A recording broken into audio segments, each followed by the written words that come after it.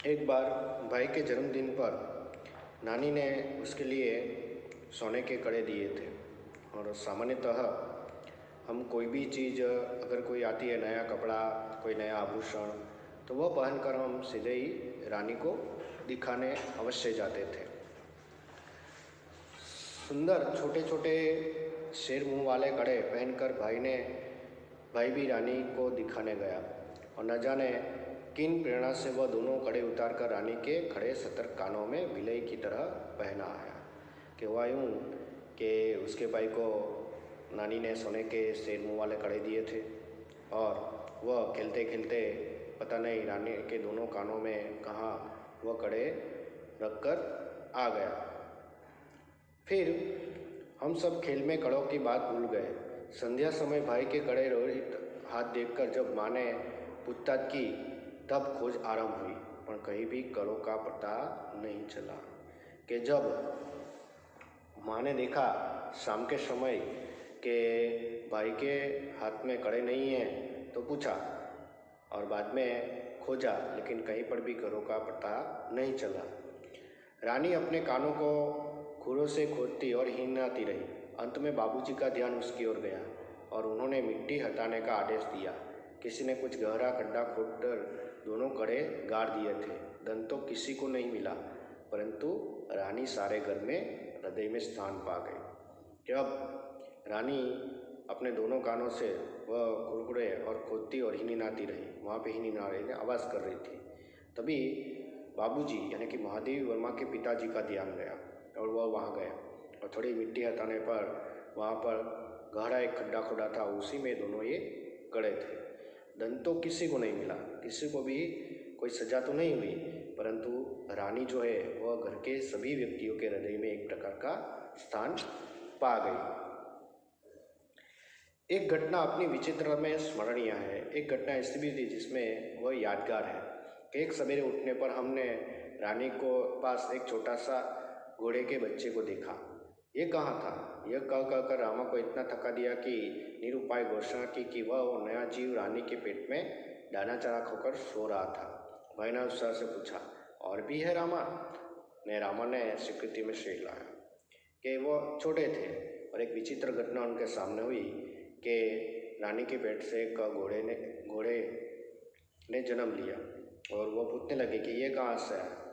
तो रामा थक गया और उसने कहा कि दाना चारा खाकर वह वहीं उसके पेट में था।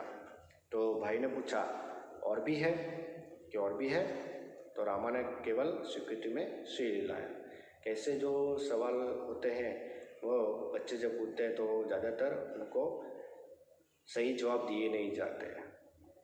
और यहाँ पर भी रामा केवल उतना ही कहता है कि वो रानी के पेट में ही था।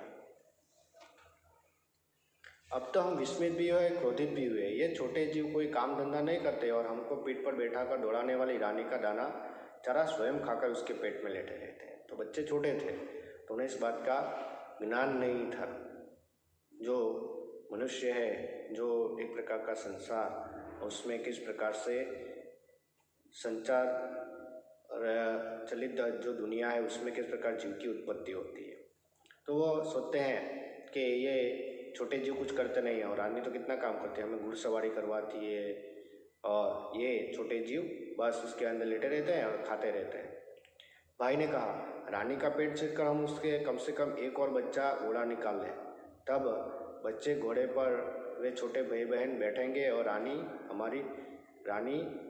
मेरी सेवा में रहेगी।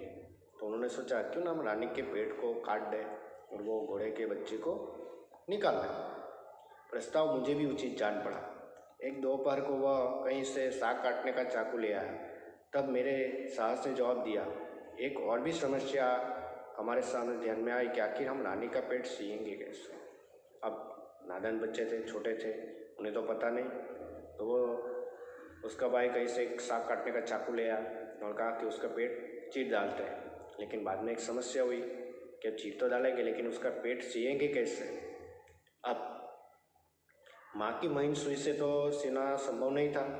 टाट सीने का बड़ा सूझा। रामा अपनी कोठरी में टाट यानी कि जो बड़े बड़े कंटान होते हैं उसको सीने के लिए बड़ा सा सुआ होता है। तो वो सोने का सुआ तो रामा अपनी कोठरी में रखता था, जहाँ हमारी पहुँच नहीं थी, कि वहाँ जाना संभव नहीं था। कुछ दिनों के उपरांत जब रानी का अश्व शिशु कुछ बड़ा होकर दौड़ने लगा, तब हमें अपना क्रोध स्मरण न रहा और न प्रस्ताव, कि कुछ समय बीता और समय बीतने के बाद ये घटना वो भूल गए और घोड़ा बड़ा हो गया। तब उन्हें ये क्रोध जो था वो भी भूल गए और जो प्रस्ताव किया था कि ऐसा करेंगे वो भी उन्हें याद रहा नहीं। लेकिन यहाँ पर जो ये घटना हुई, एक प्रकार से बच्चों की ये मानसिकता होती है कि जीवन में जो भी कुछ घटित घटनाएं हैं उनको वो याद रखते हैं, लेकिन बाद में उसे भूल भी जाते हैं। और इस रेखा चित्र के द्वारा जो महादेवी वर्मा ने अपने बाल्यकाल बचपन की जो एक घटना है उसको यहाँ बताया कि किस तरह से बचपन में भी जो छोटे बच्चे जानबूझकर नहीं अनजाने में जो गलतियाँ करते हैं और उस पर बड़े होकर जब याद आती है तो एक प्रकार से सोचते कि हम कितने बुद्धू थे, हमें इतना भी मालूम नहीं था।